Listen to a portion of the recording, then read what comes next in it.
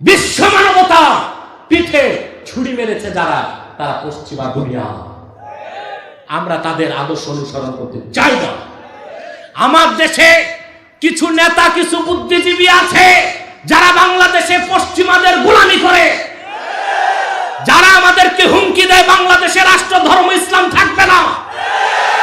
আমিও পাল্টা হুমকিতে বলেছি বাংলাদেশে তোমার জায়গা হবে না। লক্ষ লক্ষ মুসলমানের রক্তের বিনিময়ে দেশ স্বাধীন হয়েছে।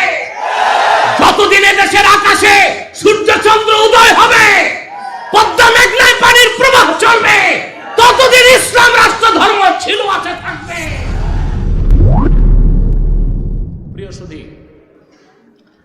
আমরা আজকে আপনাদের সামনে কোরআন কারীম সূরা তাওবা থেকে 119 নম্বর আয়াত তেলাওয়াত করেছি। ইহকালীন কল্যাণ এবং পরকালীন মুক্তির জন্য একটি মাত্র আয়াতকে কেন্দ্র করেই আমরা কিছু কথা শুনব ইনশাআল্লাহ। যদি প্রশ্ন করা হয় একজন সফল মানুষকে, তার জবাব হচ্ছে পৃথিবীতে আল্লাহ যাকে কল্যাণ দিয়েছেন, পরকালে মুক্তি দিয়েছেন, সেই হচ্ছে সফল। এই পৃথিবীতে যারা নিজস্ব মস্তিষ্ক প্রসূত আদর্শ দিয়েছে, তন্ত্রমন্ত্র মতবাদ দিয়েছে, তাতে হয়তোবা কিছুটা ইহকালীন কল্যাণ খুঁজে পাওয়া গেল, সে আদর্শের অনুসরণে পরকালে কোনো মুক্তি নাই। ইহকালীন কল্যাণ, পরকালীন মুক্তির জন্য একমাত্র গ্যারান্টি দিতে পারে আল কোরআন কারীম। ঠিক কিনা বলে? প্রিয় সুধী, ভূমিকাতে প্রথম যে কথাটি বলবো, যে আল্লাহ তাআলা পৃথিবীর মানুষকে দুইটা ভাগে বিভক্ত করেছেন। দুইটি দল, একটি দল কোরআন কারীমের পক্ষে, আরেকটি দল আল্লাহর কোরআনের বিপক্ষে। মূলত তৃতীয় কোনো দল আপনি খুঁজে পাবেন না। দল দুইটাই, একটি কোরআনের পক্ষে, আরেকটি কোরআনের। আল্লাহ তাআলা এদের সুন্দর দৃষ্টান্ত দিয়েছেন কোরআন শরীফে। আল্লাহ পাক বলেন, মাসালুল ফারিকাইনি কাল আ'মা ওয়াল আসাম্মি ওয়াল বাসীরি ওয়াস সামি'। আল্লাহ পাক বলেন, দুটো দল, একটি দল যারা চক্ষুষ্মান, দেখে, কানে শোনে, যারা কোরআনের পক্ষে। আরেকটি দল যারা কোরআনের বিপক্ষে। আল্লাহ পাক বলেন তারা অন্ধ, চোখ থাকতো অন্ধ, কপালটা মন্দ। আর সত্যের বাণী তাদের কর্ণ কুহরে পৌঁছে না, কান থাকতেও তারা বধির। বধির বুঝেন তো? বয়রা, ভাইরা না, বয়রা। আল্লাহ তাআলা আমাদের ভাগ্য সুপ্রসন্ন করেছেন যে আমরা কোরআনের পক্ষের দলে বসতে পেরেছি। এতে আমরা খুশি না বেজার? বেশি না কম? আমরা খুশি, আল্লাহ তাআলা খুশি, মাখলুকাত খুশি, ফেরেশতারা খুশি। বেজার শুধু শয়তান। শয়তান বেজার, শয়তানের চেলাচামুন্ডারও বেজার। শয়তানের সব চেষ্টা ব্যর্থতায় পর্যবসিত হয়েছে। একটা বাকি আছে, কিছুক্ষণ পরই তো আজকের মুনাজাত। আপনার কয়েক হাজার লোক একসাথে মুনাজাত করবেন, এত বড় মুনাজাত আপনার কিসমতে তো আর নাও হতে পারে। শয়তানের এখন একটি চেষ্টা, এই মুনাজাত থেকে আপনাদের বঞ্চিত করতে পারে কিনা। আমরা ন্যাক নিয়ত করে অভিশপ্ত শয়তানের নাপাক গালে একটি চপেটা ঘাত করতে চাই। আমরা নিয়ত করছি কিছুক্ষণ পরে আজকের মুনাজাত করে, গুনাহ মাফ করে, নিষ্পাপ বেহেশতি আল্লাহওয়ালা হয়ে বাড়ি যেতে চায়। কারা কারা হাত তুলে আল্লাহ তাআলাকে দেখেন। আল্লাহ তাআলা কবুল করুন, আল্লাহ তাআলা মঞ্জুর করুন। বলুন আল্লাহুম্মা আমিন। জোরে বলেন আল্লাহুম্মা আমিন। ইহকালীন কল্যাণ, পরকালীন মুক্তি, এটার গ্যারান্টি দিতে পারে কে? আমাদের ইহকালও লাগবে, পরকালও। আল্লাহ কি বলেছেন শুধু আলেমরা, পীর সাহেব, মৌলবী, মোল্লারা মসজিদ আর খানকা নিয়ে থাকবে, মাদ্রাসায় থাকবে, বাকি দুনিয়াদারি আর ময়দান ছেড়ে দিবে বেঈমান, কাফের, মুশরিক, চরিত্রহীন, লম্পট, দুর্নীতিবাজদের হাতে? এটাই কি আল্লাহ বলছেন? আমার সমাজে যারা তথাকথিত সুশীল সমাজ, বুদ্ধিজীবী নামের বুদ্ধি প্রতিবন্ধী, আমি নাম দিয়েছি তাদের, বাংলাদেশে, তারা তো এটাই চায় আলেম ওলামা পীর মাশায়েখ থাকবে, মসজিদ মাদ্রাসা খানকা নিয়ে বাহিরের জগতে কি হয় তা তো আমরা দেখব না। আল্লাহ মুসলমানকে দায়িত্ব দিয়েছেন গোটা বিশ্ব মানবতার কল্যাণ করবে মুসলমান, ঠিক না? আল্লাহ পাক কোরআন কারীমে বলেছেন কুনতুম খায়রা উম্মাতিন উখরিজাত লিন-নাসি তা'মুরুনা বিল মা'রুফি ওয়া তানহাউনা 'আনিল মুনকার। উম্মতে মুহাম্মাদি, তোমরাই সর্বশ্রেষ্ঠ জাতি, তোমাদেরকে বের করা হয়েছে লিন-নাস, গোটা বিশ্ব মানবতার জন্য। বলেন সুবহানাল্লাহ। সৎ কাজে আদেশ করবে তোমরা, অসৎ কাজে বাধা দিবে। অথবা আমরা হচ্ছি শুধু মানব কল্যাণে না, বিশ্ব কল্যাণে, ঠিক কিনা? এই জন্য সফল ব্যক্তি সেই যে কল্যাণ পাবে দুনিয়ায়, মুক্তি পাবে আখেরাতে, আর তা দিতে পারে একমাত্র কোরআন শরীফ। আর কারো পক্ষে দেওয়া সম্ভব, কোন তন্ত্র মন্ত্র মতবাদের পক্ষে দেওয়া সম্ভব নয়। আমাদের দুনিয়াও লাগবে, আখিরাতও লাগবে, ঠিক কিনা? কোরআন শরীফে খেয়াল করে দেখেন তো, সবচেয়ে প্রিয় দোয়াটা আল্লাহ কি শিখাইছেন? রব্বানা আতিনা ফিদ দুনিয়া হাসানাতাও ওয়া ফিল আখিরাতি হাসানাতাও ওয়া কিনা আযাবান নার। পারেন এই দোয়া? পড়েন আমার সাথে, রব্বানা আতিনা ফিদ দুনিয়া হাসানাতাও ওয়া ফিল আখিরাতি হাসানাতাও ওয়া কিনা আযাবান নার। আল্লাহ তাআলা আমাদের শিখিয়েছেন, আমরা দোয়ায় বলি, হে আমাদের রব, তুমি আমাদেরকে দুনিয়ার হাসানা দাও। আগে দুনিয়া চাইতে বলেছেন, কি দাও? দুনিয়ায় হাসানা দাও, আখেরাতে হাসানা দাও, জাহান্নাম থেকে বাঁচাও। মুফাসসির তাফসীর লিখেন, এই পৃথিবীতে যে মুসলমানকে আল্লাহ তাআলা একজন সতী সাধ্বী নারী আর একটি প্রশস্ত বাড়ি দান করছেন, সে দুনিয়ার 16 আনা হাসানা পেয়ে গেছে। একজন সতী সাধ্বী নারী আর একটি প্রশস্ত বাড়ি, এই দুটো জিনিস আল্লাহ তাআলা যাকে দান করেছেন, সে দুনিয়ার কল্যাণ পেয়ে গেছে। আর আখিরাতের হাসানা হচ্ছে বিনা আযাবে ফার্স্ট চান্সে জান্নাত।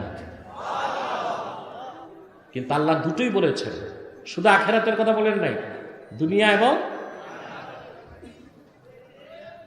আনাস ইবনে মালিক রাদিয়াল্লাহু তাআলা আনহু, তিনি রাসূল করিম সাল্লাল্লাহু আলাইহি ওয়াসাল্লামের প্রিয় সাহাবীগণের একজন। রাসূল করিম সাল্লাল্লাহু আলাইহি ওয়াসাল্লাম যখন মক্কা মুকাররমা থেকে হিজরত করে মদিনাতুল মুনাওয়ারাতে এসেছিলেন, তখন ওনার বয়স ছিল মাত্র 10 বছর। এই আওয়াজ বন্ধ করে দিন, সম্পূর্ণ আওয়াজ বন্ধ করে। আপনার কথা বুঝতে পারছেন? আনাস বিন মালিকের বয়স কত ছিল? তিনি বলেছেন, আমি রাসূলুল্লাহর খেদমতে এসেছি 10 বছর বয়সে। খাদিমতুন নবিয়্যা সাল্লাল্লাহু আলাইহি ওয়াসাল্লাম 10 সানাওয়াত, রাসূলুল্লাহর খাদিম ছিলাম 10 বছর। সুবহানাল্লাহ বলবেন না? আনাস বিন মালিক বলেন, 10 বছর বয়সের সময় আমার মা আমাকে রাসূলুল্লাহর নূরের কদমের সামনে রেখে দিলেন আর বললেন, ইয়া রাসূলুল্লাহ খুআইদিমুকা আনাস, আপনার সবচেয়ে ছোট খাদেম আনাস। খাদেমের তাসগীর হচ্ছে খুআইদিম। আমি আমার সন্তানটাকে আপনার কদমে ওয়াকফ করে দিলাম, আমার আর দরকার নাই, শুধুমাত্র আমার সন্তান আপনার খেদমত করে যাবে। হযরত আনাসের মা বললেন, ইয়া রাসূলুল্লাহ, ইয়া হাবিবাল্লাহ, আমি মা, আমার মনটা চায় আমার চোখের সামনে আমার সন্তানটারে আপনি একটু দোয়া করে দেন। হাদিস সাক্ষী আল্লাহর হাবিব আনাস বিন মালিকের মাথায় হাত রেখে দোয়া করলেন, আল্লাহুম্মা বারিক ফি মালিহি ওয়া আওলাদিহি ওয়া আতিল উমরাহ ওয়াগফির যামবা। আল্লাহ, তুমি আনাসের মালে বরকত দিয়ে দাও, তার সন্তানে বরকত দাও, তার জীবনের সব গুনাহ মাফ করে দাও, আর তার হায়াতকে লম্বা করে দাও। আল্লাহর হাবিব সাল্লাল্লাহু আলাইহি সাল্লাম দোয়া করলেন কয়টি? দেখেন, আল্লাহ তুমি তার মালে বরকত দাও, তার আওলাদে বরকত দাও, তার হায়াত লম্বা করে দাও, তার জীবনের গুনাহ মাফ করে দাও। আপনি চিন্তা করে দেখেন, চারটা দোয়ার তিনটেই তো দুনিয়ার জন্য, একটা আখিরাতের জন্য। তাহলে মুসলমানের দুনিয়া দরকার আছে না? না, হতে হবে কোরআন সুন্নাহর নীতিতে, ঠিক কিনা বল? তাহলে আমাদের ইহকালীন কল্যাণ এবং পরকালীন মুক্তি দুটোই আমরা চাই কিনা বলেন? সেই ইহকালীন কল্যাণ পরকালীন মুক্তির জন্য আল্লাহ পাক সূরা তাওবার 119 নম্বর আয়াতের মধ্যে একটি ফর্মুলা দিয়েছেন। আল্লাহ পাক বলেন, ইয়া আইয়ুহাল্লাযীনা আমানু তাকুল্লাহা ওয়া কুনু মা'আস সাদিকিন। দুটো কাজ দিয়েছেন। কয়টি কাজ? ঘুমাচ্ছেন? কে কে ঘুমান? হাত উঠান।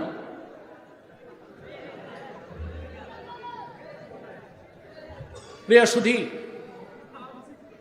আল্লাহ কাজ দিয়েছেন কয়টি? হে মুমিনগণ, বিশ্বাসীগণ, তোমরা আল্লাহকে ভয় করো। প্রথম নির্দেশ, ওয়া কুনু মা'আস সাদিকিন, আর সত্যবাদীদের সঙ্গী হও। অর্থাৎ সত্যবাদীদের নেতা বানাও, আল্লাহকে ভয় করো। কয়টা হুকুম? ভয় করতে হবে কাকে? নেতা মানতে হবে সত্যবাদী। এই দুইটা কাজ করবেন, ইহকালে কল্যাণ পাবেন, পরকালে চোখ বন্ধ করে আল্লাহর জান্নাত পেয়ে যাবেন। আমি এই দুটো বিষয় খুব সংক্ষেপে ব্যাখ্যা করছি। তার প্রথমটি হচ্ছে আল্লাহর ভয়। যে আল্লাহর ভয়টা, এটা একজন মানুষের, মুমিনের সর্বশ্রেষ্ঠ সম্পদ হচ্ছে তাকওয়া, আল্লাহর ভয়। এটা যখন তার অন্তরে জেগে উঠে, সে লোকটি সমস্ত অপরাধকে ছেড়ে দেয়, সে হয়ে যায় পরকালমুখী। আমরা ইহকালে থাকব, আমরাও দুনিয়াদারি করি, কাফের মুশরিকও দুনিয়াদারি করে। পার্থক্য কি? আমাদের দৈহিক যে এক্সিস্টেন্স, অস্তিত্বটা দুনিয়ায় থাকে, নজরটা আখেরাতে থাকে। আর কাফের মুশরিক, অবিশ্বাসী, সংশয়বাদী যারা, তারাও দুনিয়াদারি করে, কিন্তু তাদের দেহটাও দুনিয়ায়, নজরটাও দুনিয়ায়। তারা ইহজাগতিক। তারা কি? তাদের আরেক নাম হচ্ছে আপনার ম্যাটারালিস্ট, বস্তুবাদী, জড়বাদী, পরকাল অবিশ্বাসী। আর আমরা মুমিনগণ ইহকালে সব কিছু করি, বিত্ত বৈভব, চাকরি বাকরি, সহায় সম্পদ, অর্থনীতি, সমাজনীতি, রাষ্ট্রনীতি, শিক্ষানীতি, সংস্কৃতি, প্রত্যেকটা সেক্টরে আমাদের পার্টিসিপেট আছে, কিন্তু আমাদের নজর হচ্ছে আখিরাতে। আমরা আখিরাতমুখী। আমরা কি?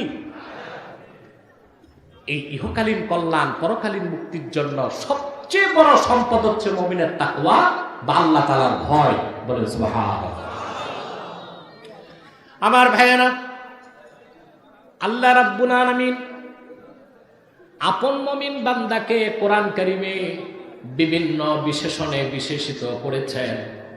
কোথাও মুমিনকে বলেছেন মুসলিমিন, কোথাও বলেছেন মুমিনিন, কোথাও বলেছেন সালেহিন, কোথাও বলেছেন কানিতিন, কোথাও বলেছেন মুহসিনিন, কোথাও বলেছেন মুখলিসিন। কিন্তু 66খানা আয়াতের মধ্যে আল্লাহ পাক কোরআন কারীমের প্রথমে মুমিনকে প্রথম যে বিশেষণে বিশেষিত করেছেন তা হলো হুদাল্লিল মুত্তাকিন। মুমিনের প্রথম বিশেষণ আল্লাহ উল্লেখ করেছেন মুত্তাকি, অর্থাৎ মুমিনগণ সর্বাবস্থায় তাকওয়াকে হৃদয়ে ধারণ করে আর আল্লাহকে ভয় করে জীবন যাপন করে, ঠিক না হয়? এটা হচ্ছে মুমিন, বিলিভার বিশ্বাসী আর আনবিলিভার অবিশ্বাসীর মধ্যে মৌলিক পার্থক্য।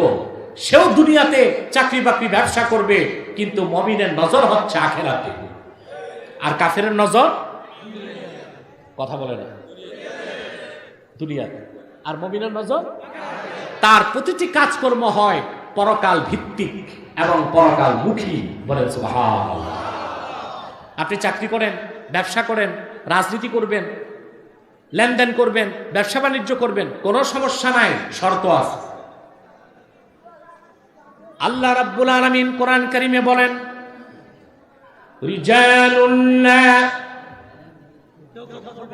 এই তুমি বাম পাশের ইয়াজুজ মাজুজ গুলো খেদাও, চল।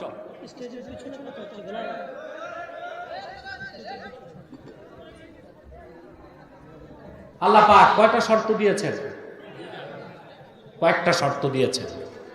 আল্লাহ রাব্বুল আলামিন বলেন রিজালুন লা তুলহিহিম তিজারাতুন ওয়ালা বাইউন আন যিকরিল্লাহি ওয়া ইকামিস সালাতি ওয়া ইতাইজ যাকাতি ইয়াখাফুনা ইয়াওমান তাতাকাল্লাবু ফীহিল কুলুবু ওয়াল আবসার।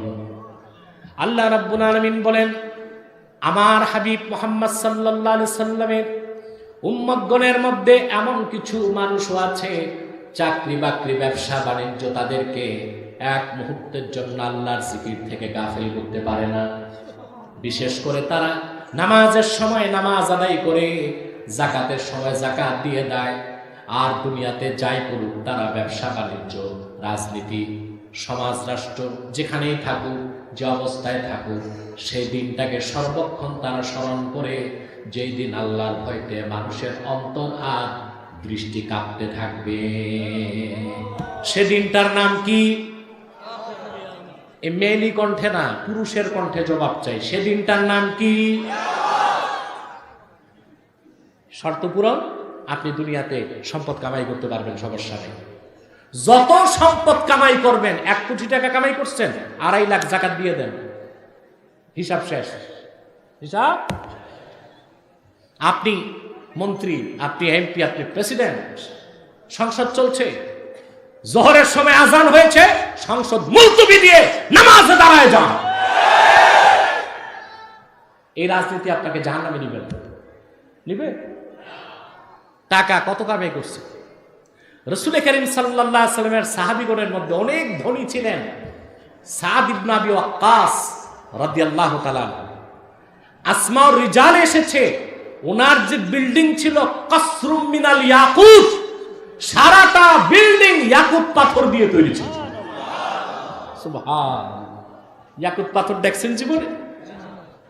ইয়াকুত পাথর। হযরত সাদ বিন আবি ওয়াক্কাস রাদিয়াল্লাহু তাআলা গোটা বিল্ডিংটাই ছিল ইয়াকুত পাথরের। ১৫০০ বছর পরে তার মূল্য যদি নির্ধারণ করা হয়, কয়েক মিলিয়ন নয় বিলিয়ন ডলার টাকার দাম হবে। কিন্তু ওনারা শর্ত পূরণ করতেন, লেনদেন, ব্যবসা বাণিজ্য, উঠা বসা, চলা বলা, কথাবার্তা, ওনাদের রাজনীতি, সংস্কৃতি, অর্থ ব্যবস্থা, ব্যবসা সব হতো কোরআন মোতাবেক, সুন্নাহ মোতাবেক। নামাজের সময় নামাজ, যাকাতের সময় যাকাত, আর সমস্ত কর্মকাণ্ড হতো আখিরাতমুখী। কি হতো? আর আমাদের তো হচ্ছে দুনিয়ামুখী। এই জন্য আমরা একটু টাকা কামাই করলে আঙ্গুল ফুলে কলা গাছ হইতেই নামাজ বাদ দেয়, তারপরে যাকাত বাদ দেয়, তারপর চুরি চামারি, সুদ ঘুষ, চাঁদাবাজি, দুর্নীতির মাধ্যমে গরিবের রক্ত শোষণ করে খায়। তার মূল কারণ হচ্ছে আখিরাতের বিশ্বাস না। আখিরাতে বিশ্বাস নাই। তাহলে এ স্লোগান দিচ্ছে কি ছাদে না গাছে? কোথায়? ছাদে। আমি তো দেখতে পাচ্ছি না মানুষ কোথায় কোথায় বসেছে। আমি গত সপ্তাহে গেলাম কুমিল্লায়, ওখানে মাঠে জায়গা না পেয়ে কিছু মানুষ গাছে বসছে। প্রিয় সুধী, আপনারা দেখলাম ছাদে বসছেন, এটা তো মোটামুটি বসার একটা ভালোই জায়গা। তাহলে মুমিনের শ্রেষ্ঠ সম্পদ হচ্ছে তাকওয়া। এই তাকওয়া তাকে করে আখিরাতমুখী। আর তাকওয়া যখন থাকে না, আল্লাহর ভয় থাকে না, তখন ব্যক্তি হয় ইহজাগতিক। কি হয়? বস্তুবাদী, জড়বাদী, ভোগবাদী। ভোগবিলাস ভালো লাগে, ইসলাম আর ভালো লাগে না তো, ঠিক কিনা? কারণ তার ভোগবিলাস আর তার সমস্ত অন্যায় কাজে কোরআন তাকে বাধা দেয়। সেজন্যই তো নাস্তিকরা, সংশয়বাদীরা, পরকালে অবিশ্বাসীরা শুধুই চায় আল্লাহর কোরআনের মতাদর্শ কিভাবে ঠেকানো যায়। কিন্তু আমি বহু আগেই ঘোষণা দিয়েছি, তা সম্ভব হবে না। 14 কোটি মুসলমানের বাংলাদেশ, এদেশের মুসলমান আল্লাহর কোরআন নিয়ে বেঁচে আছে, কোরআন নিয়ে বেঁচে থাকতে চায়, আল্লাহর কোরআন বুকে ধারণ করে আল্লাহর সামনে দাঁড়াতে চায়।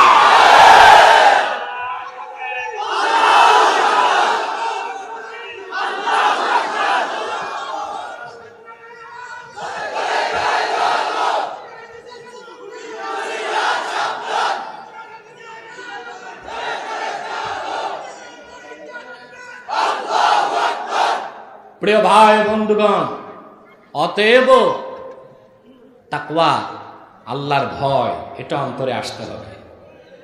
এই তাকওয়া যার ভিতরে আসে তাকে বলা হয় মুত্তাকি। কি বলা হয়?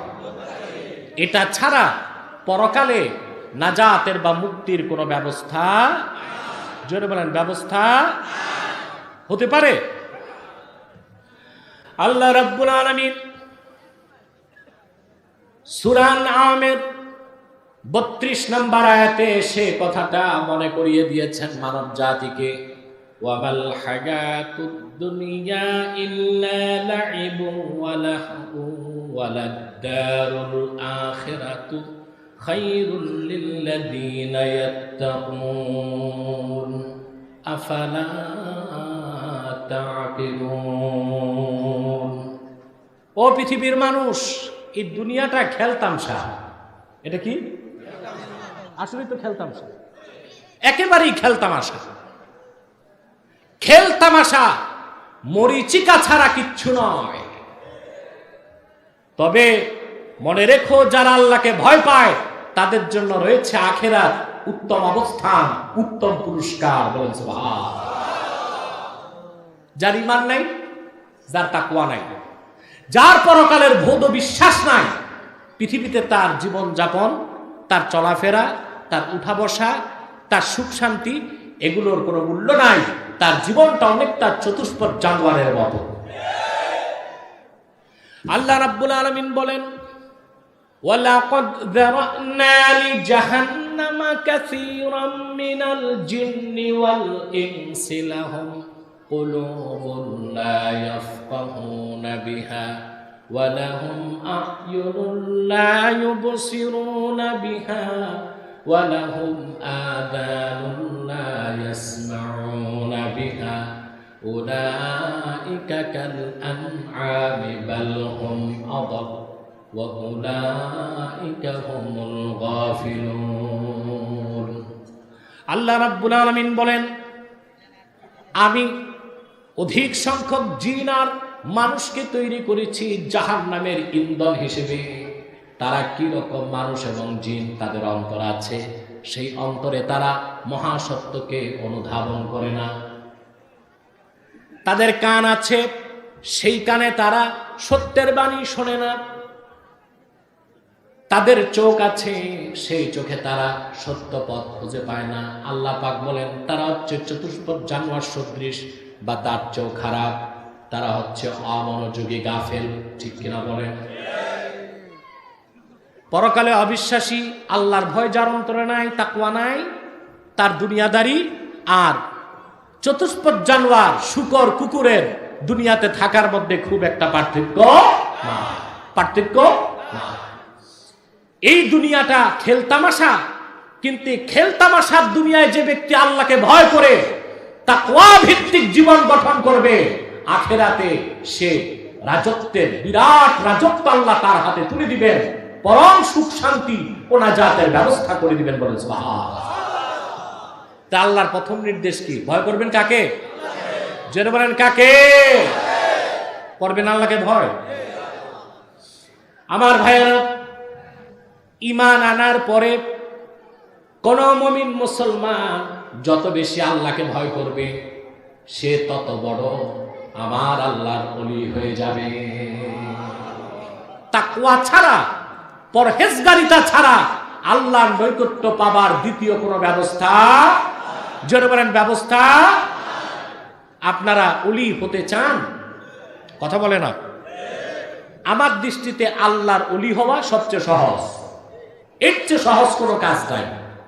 আর দুনিয়াতে যত কাজ আছে, মেম্বার হওয়া, চেয়ারম্যান হওয়া, উপজেলা চেয়ারম্যান, উপজেলা চেয়ারম্যান, তারপর যত উপরে, এগুলো সব ঝামেলার কাজ।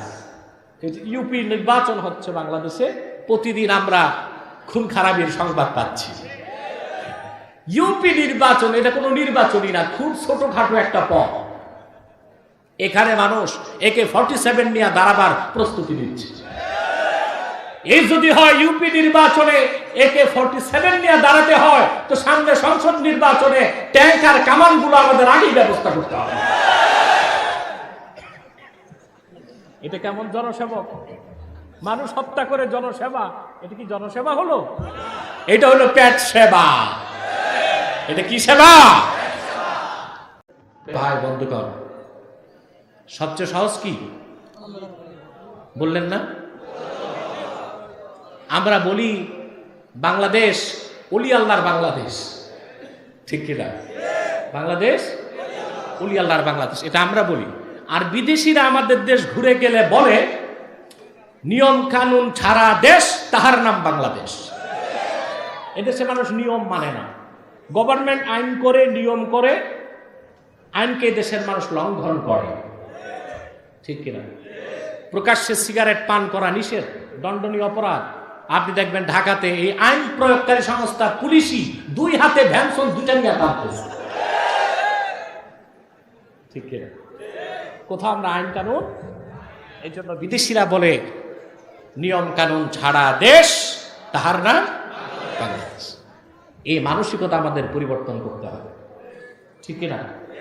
সত্যিকার উন্নয়নের জন্য এই মানসিকতার পরিবর্তন করে সুশৃঙ্খল জীবন যাপনের অভ্যাস আমাদের গড়ে তুলতে হবে। ওইটাও করতে হলে আল্লাহর কোরআনের কাছে ফিরে আসতে হবে, ঠিক কিনা? ইসলামের চেয়ে বেশি শৃঙ্খলা কেউ শিখায় না।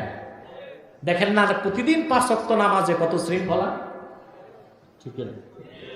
নির্ধারিত সময়ে আজান, মসজিদে গেলেন, কাতারে সব দাঁড়ায় গেলেন, কতটা সুশৃঙ্খল অবস্থান। ইমাম সাহেবের আগে রুকুতে যাওয়ার কোনো ক্ষমতা আপনার নাই, ঠিক কিনা? উনি সালাম ফিরাবার আগে বাইরে যে 2 কাপ চা খেয়ে আসবেন, ওর সুযোগ নাই। সুবহানাল্লাহ বলবেন না? তবে আমরা বাঙালিরা এত মূর্খ এবং অসভ্য হয়ে গেছি, আমরা মসজিদেও বিশৃঙ্খলা করি। শুক্রবার জুমার দিন দেখা যায় প্রত্যেকে মাতব্বর হয়ে যায় মসজিদে। উনি 2টা কথা বলুন, উনি 6টা কথা, উনি 8টা কথা। ইমাম সাহেব মনে করে কবি এখানে নিশ্চয়, কথা না বলি। কথা বলতে গেলে ইমাম সাহেবের চাকরি থাকে কিনা তাতে যথেষ্ট সন্দেহ আছে, ঠিক কিনা? প্রিয় ভাই বন্ধুগণ, কথা বুঝতেছেন? তাহলে যে কথা বলছিলাম, আল্লাহর ওলি হওয়া সহজ, এটা ওলি আল্লাহর বাংলাদেশ, এটা সত্য। আমরা ওলিদেরকে যতটুকু ভালোবাসি, নিজেরা ওলি হবার চেষ্টা করি না। ওলি হতে বংশ লাগে, জোরে বলেন, বংশ লাগে? মুমিন হিসেবে আদমের সন্তান প্রতিটি মানুষ মানুষ হিসেবে সমান। আজকে কমিউনিস্টরা মানুষকে ধোঁকা দেয়, শ্রেণী বৈষম্যের অবসান চায়, বলে না ওরা?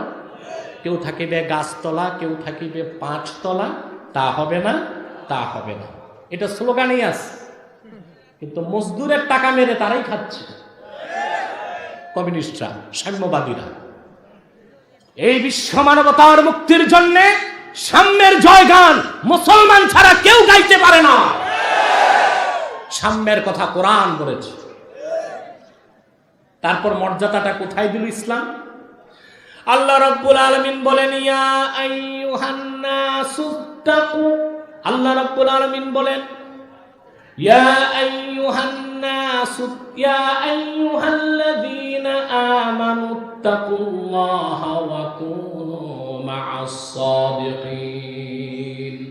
আল্লাহকে ভয় করো, সত্যবাদীর অনুসারী হও। তাকওয়ার কারণে তোমার মর্যাদা বেড়ে যাবে বলে সুবহানাল্লাহ। আল্লাহ পাক বলেন, ইয়া আইয়ুহান নাসু ইন্না খালাকনাকুম মিন যাকারিন ওয়া উনসা ওয়া জাআলনাকুম শুউবান ওয়া ক্বাবাইলা লিতাআরাফু ইন্না আকরামাকুম ইনদাল্লাহি আতকাকুম। আল্লাহ পাক বলেন, হে মানব জাতি, ইন্না খালাকনাকুম মিন যাকারিন ওয়া উনসা, তোমাদের সমস্ত মানুষকে আমি সৃষ্টি করেছি একজন মানব থেকে আর একজন মানবী থেকে, একজন পুরুষ থেকে আর একজন মহিলা থেকে। পুরুষটার নাম কি জোরে বলেন? মহিলাটার নাম কি? হাওয়া না হাওয়া? হাওয়া না, হাওয়া তো বাতাস। হাওয়া সুম্মিয়াত হাওয়া হাওয়া লিআন্নাহা খুলিকাত মিনাল হাইয়্য, জীবিত আদম থেকে তার স্ত্রীকে আল্লাহ তৈরি করছেন। জীবিতকে আরবিতে বলে হাইয়ুন, এই হাইয়ুন থেকে তার নাম হয়ে গেছে হাওয়া।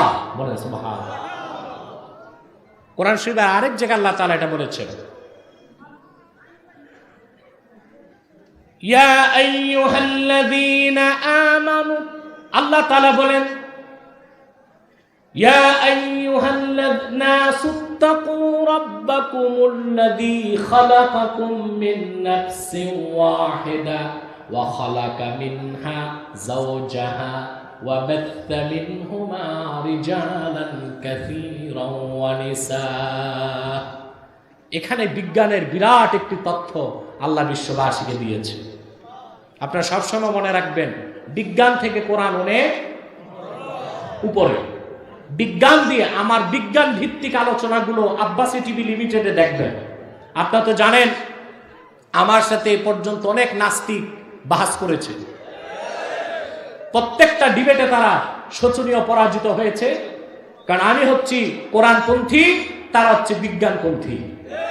আল্লাহর কোরআনের খাদেমের কাছে বিজ্ঞানের গোলামরা পরাজিত হবেই, এটাই তো সত্য কথা। আমি তাদের বিজ্ঞান দিয়েই তাদেরকে আটকেছি। আল্লাহ রহমত। এই যে দেখেন, আল্লাহ বিজ্ঞানের কত বড় তথ্যটা দিলেন। আপনারা জানেন, আধুনিক বিজ্ঞান এখন ক্লোনিং এর কথা বলে। ক্লোনিং কি বলে? ক্লোনিং হচ্ছে আপনার মানুষ যে সৃষ্টি হয়, তৈরি হয়, এটার একটা নিয়ম হচ্ছে যৌন প্রজনন, আরেকটি হচ্ছে অযৌন প্রজনন। স্বামী স্ত্রী একত্রিত হলে বাচ্চা আসে, এটা যৌন প্রজনন। আর ক্লোনিং হচ্ছে একজন পুরুষের দেহকোষ, এর ভিতরে যে ক্রোমোজোম থাকে, বুঝলেন? ক্রোমোজোমের ভিতরে যে ডিএনএ থাকে, DNA, deoxy ribo nucleic acid, এই ডিএনএটা নিয়ে অন্য কোষের সাথে সংযুক্ত করে যখন সন্তান উৎপাদন করার চেষ্টা তারা করছে, ব্যর্থ হয়েছে, এটাকে বলে ক্লোনিং। কি বলে? ওরা আজকে ক্লোনের কথা বলতেছে, সফল হয় নাই। আল্লাহ তো হাওয়াকে তৈরি করছেন ক্লোনিং এর মাধ্যমে। আদম থেকে হাওয়া, যৌন প্রজননে বা অযৌন প্রজনন। সুবহানাল্লাহ। আজকে বিজ্ঞান ক্লোনিং এর কথা বলে। ক্লোনিং এর কনসেপ্ট কোরআন শরীফে ১৫০০ বছর আগে এসেছে। আল্লাহ বলেছেন, আমি আদম থেকেই হাওয়াকে তৈরি করছি, আর সেটা ছিল অযৌন প্রজননের মাধ্যমে। আদমের দেহকোষ থেকে আল্লাহ হাওয়াকে তৈরি করছেন। এখন তারা চেষ্টা করছে সেই ক্লোনিং এর মাধ্যমে ডিএনএ ডিঅক্সিরাইবো নিউক্লিক অ্যাসিড এটা দিয়ে আরেকটা ওই আপনার পুরুষের বুঝলেন স্পার্ম এবং ওভাম আপনার পুরুষের শুক্রাণু এবং মহিলার ডিম্বাণু, তো পুরুষের শুক্রাণু থেকে দেহকোষ, দেহকোষ থেকে ক্রোমোজোম, ক্রোমোজোম থেকে ডিএনএ নিয়ে আরেকটা মহিলার আপনার ওভাম ডিম্বাণুর কোষ নিয়ে তারপর সেখানে নিষিক্তকরণের মাধ্যমে মানুষ তৈরি করা যায় কিনা। তোমরা এখন থিওরিতে আসো, আল্লাহ ১৫০০ বছর আগে তা বলে দিচ্ছে, ঠিক কিনা? তাহলে সব মানুষকে আল্লাহ মুমিনকে মর্যাদা দিয়েছেন, সব মানুষকে আল্লাহ মুমিনকে মুমিন হিসেবে সমান মর্যাদা দিয়েছেন। এই মুমিনের মধ্যে মর্যাদা পাবে সেই আল্লাহকে যে ভয় করবে বেশি, বলেন সুবহান।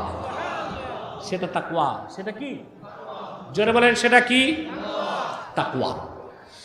আমার ভাইয়েরা, ওলি হবার জন্য বংশ লাগে না, লাগে?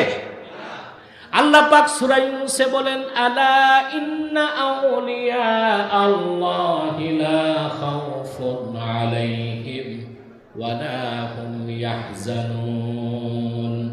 সাবধান জেনে রেখো, নিশ্চয়ই যারা আল্লাহর ওলি তাদের কোনো ভয় নাই, তাদের কোনো চিন্তা নাই। তারা কারা? আল্লাহ বলেন, আল্লাযীনা আমানু ওয়া কানু ইয়াত্তাকুন। যারা ঈমান এনেছে আর আল্লাহকে ভয় করেছে তারা প্রত্যেকেই আল্লাহর ওলি হয়ে গেছে। আল্লাহর ওলি হতে চান? জোরে বলতে হবে। ঈমান তো আছে, আছে। এখন লাগবে কি? ময়দান থেকে আওয়াজ চাই, কি লাগবে? তাকওয়া। ওই তাকওয়াটা কোথায় থাকে? আমরা কিন্তু তাকওয়া বুঝি না, মুত্তাকি চিনি না।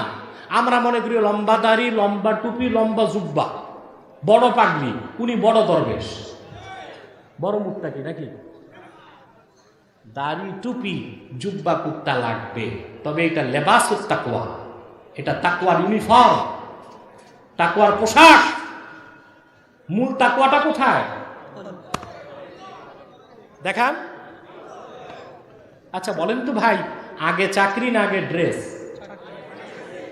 র্যাপিড অ্যাকশন ব্যাটালিয়ন র্যাবে চাকরি নাই, র্যাবের পোশাক পরে হাঁটতেছেন বাজারে, পুলিশ ধরলে 14 বছর জেল, কারণ আপনি ভণ্ড, আপনার র্যাবের চাকরি নাই, র্যাবের পোশাক পরছে।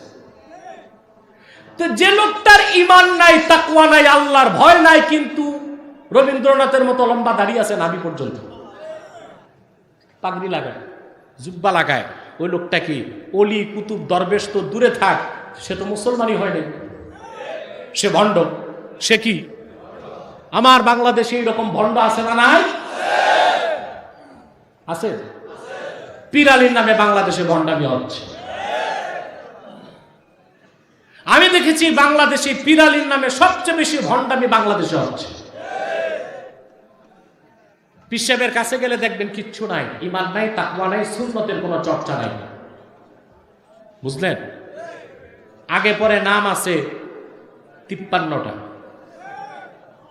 আপনার উমদাতুল আরিফিন, জুদ্দাতুল কারিন, সৈয়দুল মাসাকিন, হযরতুল হাজ, মাথায় বড় তাজ, ঠিক আছে।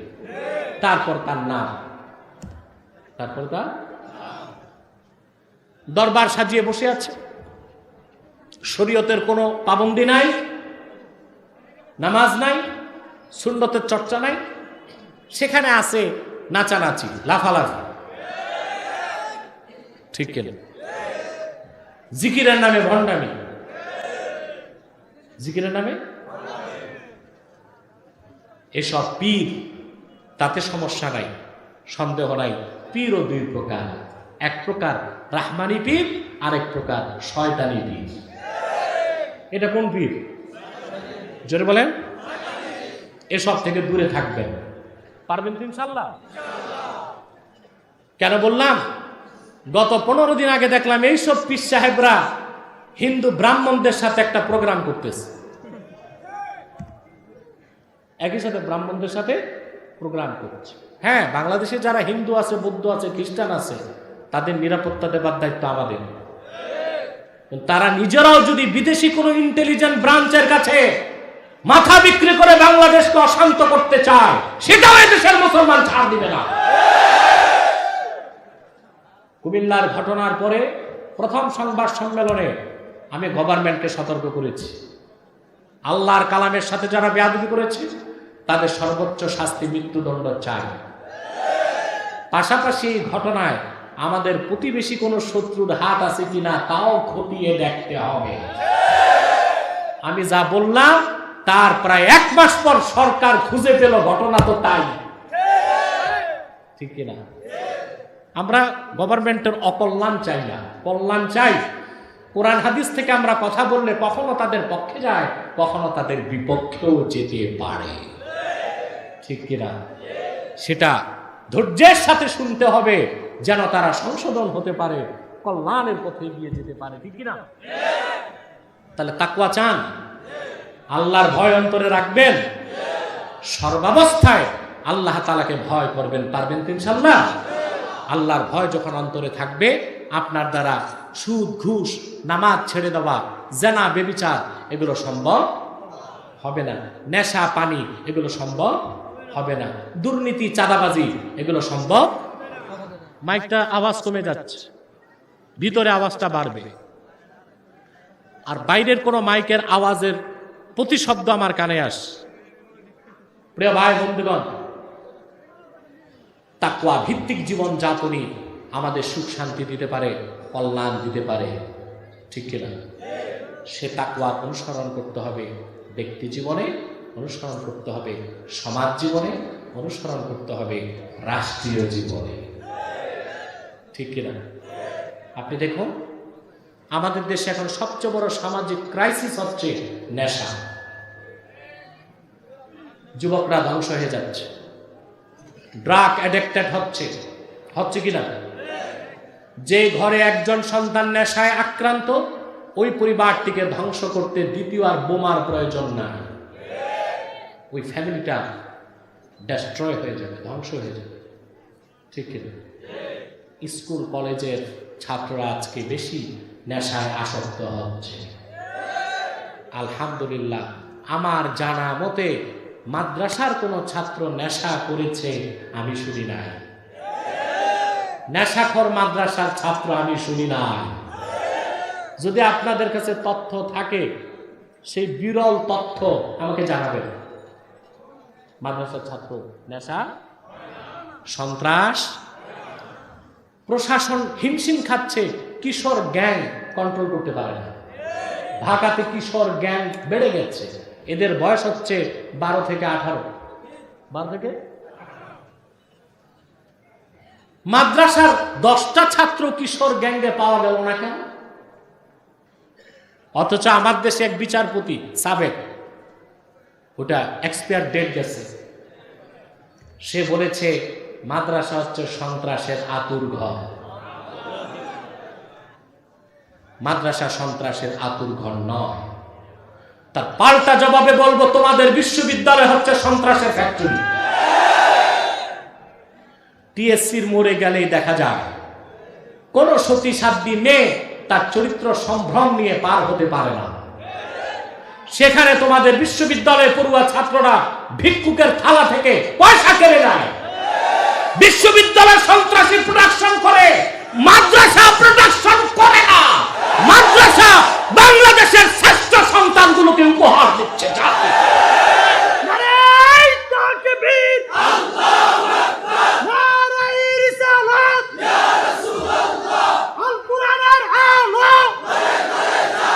সেজন্য বলি আমার ভাইয়েরা, শুধুমাত্র আইন দিয়ে, প্রশাসন দিয়ে, পুলিশ দিয়ে আপনি সুন্দর সমাজ আশা করতে পারেন না। একটি সন্ত্রাস মুক্ত, সহিংসতা মুক্ত, নেশা মুক্ত একটি সুন্দর বাংলাদেশ যদি চান, প্রতিটি যুবককে তাকওয়ার শিক্ষায় দীক্ষিত করতে হবে, তাকওয়াবান বানাতে হবে, পরকালমুখী করতে হবে। পরকালমুখী কি দুনিয়া বাদ দেওয়া? এটার ব্যাখ্যা তো শুরুতেই দিলাম।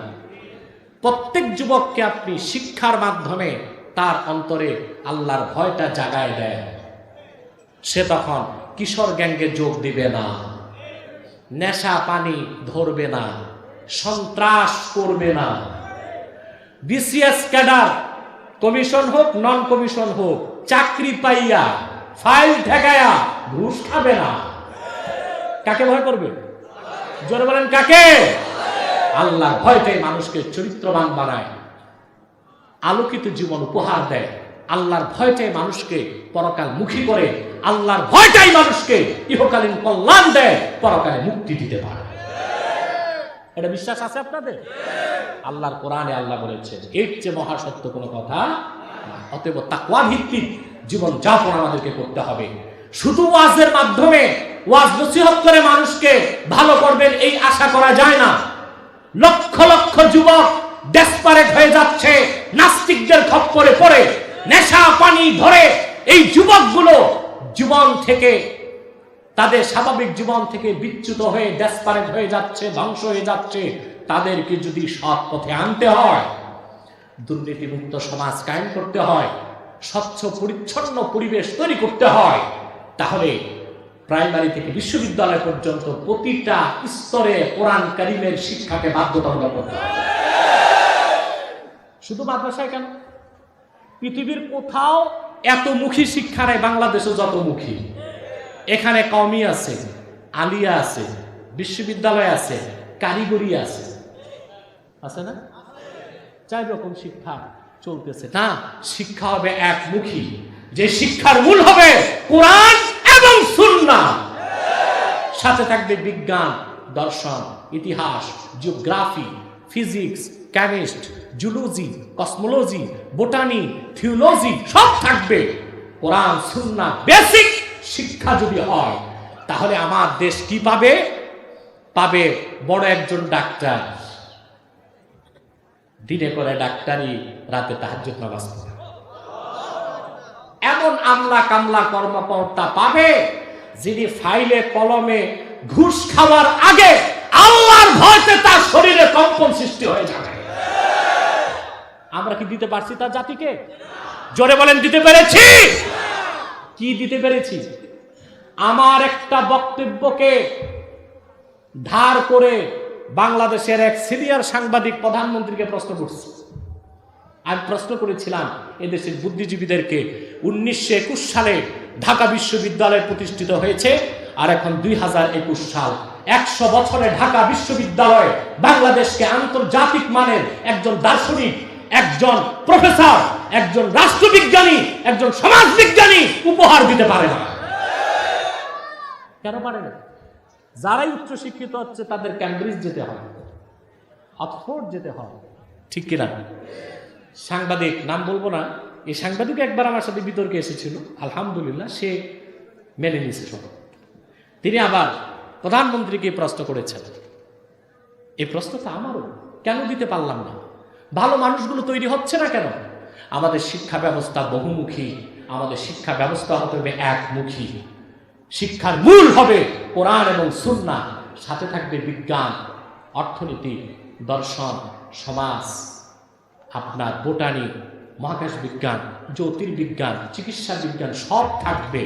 কোরআন হাদিস ছাড়াও যে বিজ্ঞান দর্শন আছে ওইটার জন্ম আমরা মুসলমানই দিয়েছি।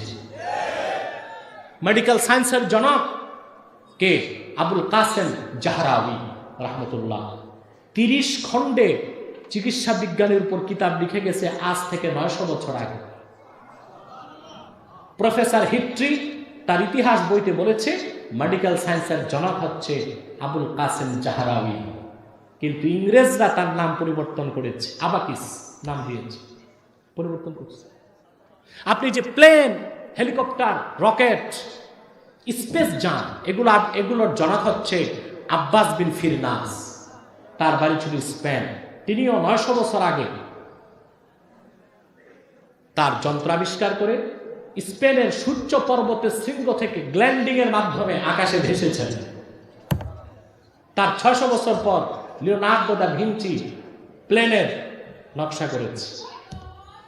আজ থেকে 400 বছর আগে তুরস্কের তুর্কি বিজ্ঞানী ওসমানী খেলাফতের সময় নিজস্ব রকেটে 3 কিলোমিটার পর্যন্ত আকাশে উঠেছে, তারপর প্যারাশুটে নেমে এসেছে। ফসফরাস প্রণালী তারা পার হয়েছে গ্ল্যান্ডিং এর মাধ্যমে। এই সব কিছু যত বিজ্ঞানের শাখা প্রশাখা সব আবিষ্কার আমরাই করেছি। আমরা বাবা, তোমরা সন্তান। পশ্চিমারা যা কিছু শিখছো কোরআনপন্থীদের কাছ থেকে শিখেছ। তোমরা বিজ্ঞান ও সভ্যতা মুসলমান যা দিয়েছে, কিয়ামত পর্যন্ত পশ্চিমারা আমাদের পা চুম্বন করলেও ঋণ শোধ করতে পারবে না তোমরা।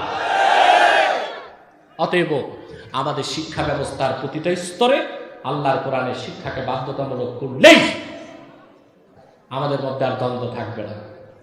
যিনি আমলা তিনি ইমাম সাহেব হতে পারবে। কি হতে পারবে? জোরে বলে ইমাম সাহেব হতে পারবে। মন্ত্রী যিনি ক্যাবিনেটে সভাপতিত্ব করবে তিনি বড় মসজিদে খুতবা দিবে। কি দিবে? খুতবা দিবে। এখন যারা নেতা হয়, আমলা হয়, কামলা হয়, ওনারা তো নিজেও জানে না যোহর নামাজ মোট কয় রাকাত, ঠিক না? ওযুর ফরজ কয়টা, গোসল কেন ফরজ হয় খবরই নেই। ব্যতিক্রম কিছু আছে, তাজুল ইসলাম সাহেব একটু জ্ঞান বুদ্ধি রাখে, ইসলাম সম্পর্কে নলেজ আছে ওনার। আমি আগে আমার বাবার কাছে উনি আসতেন দোয়ার জন্য মনোহরগঞ্জে, দেখতাম ইসলামে অনেক নলেজ আছে তার, কিন্তু একটু সংখ্যায় খুব কম বাংলাদেশ, ঠিক কিনা? সংখ্যায় কম না? তা আমরা যদি তাকওয়া ভিত্তিক শিক্ষায় শিক্ষিত হতাম, যিনি বিচারালয়ে জাস্টিস হিসেবে বিচার করতেন তিনি আবার আজান দিলে জুমার নামাজ ইমামতি করতেন। করতেন কিনা? পারতেন কিনা? হসপিটালগুলোতে ডাক্তাররা নামাজ পড়বে, পড়াতে পারে না, ইমাম সাহেব একজন নিযুক্ত করতে হয়। কিন্তু যদি কোরআন সুন্নাহ বেসিক শিক্ষায় শিক্ষিত হতো তিনি ডাক্তারি করতেন, আজান দিলে নামাজও পড়াতেন, ঠিক কিনা?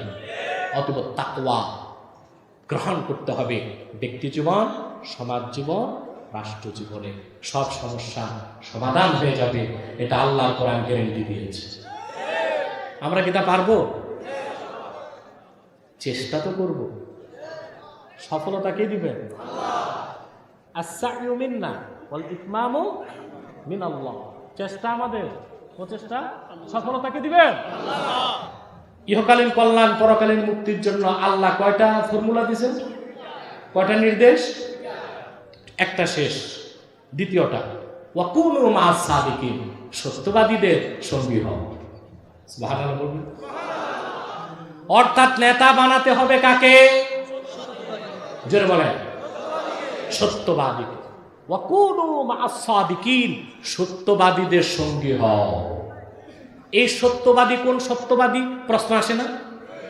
দেখেন আমাদের একটা বিভ্রান্তি, যেমন আমাদের দেশের লোকজন ভালো ভালো মুসলমান বলে লোকটা হিন্দু হলে কি হবে, ভদ্রলোক খুব সত্য কথা বলে, বলে কি না?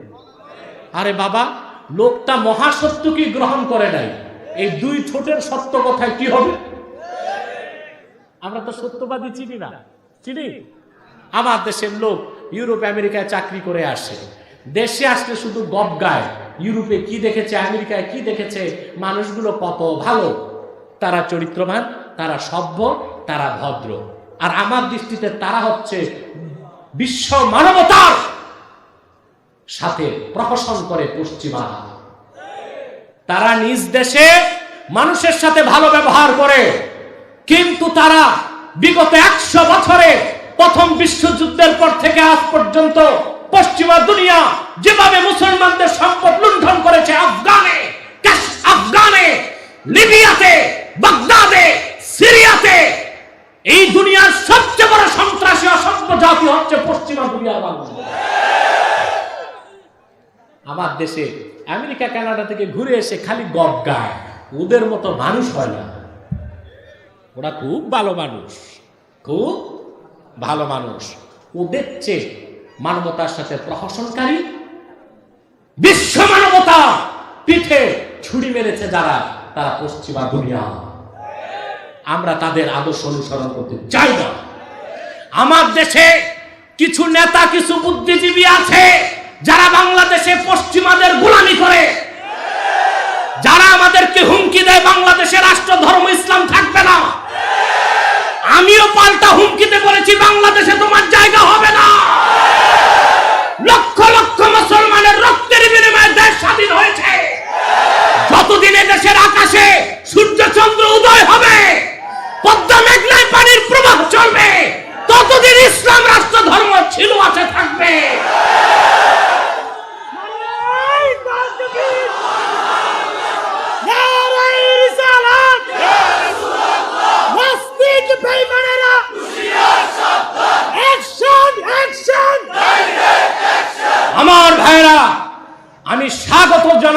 দেখবেন কে সেই বিচ্ছিন্ন চিন্তার অধিকারী, ওটা ফুলমন্ত্রী না, প্যারামন্ত্রী। তার বক্তব্যকে সরকার 2 পয়সা দাম দেয়, তারপর দেশ ছেড়ে পালাইছে, পরিবেশ শান্ত হবার পর ফিরে এসেছে।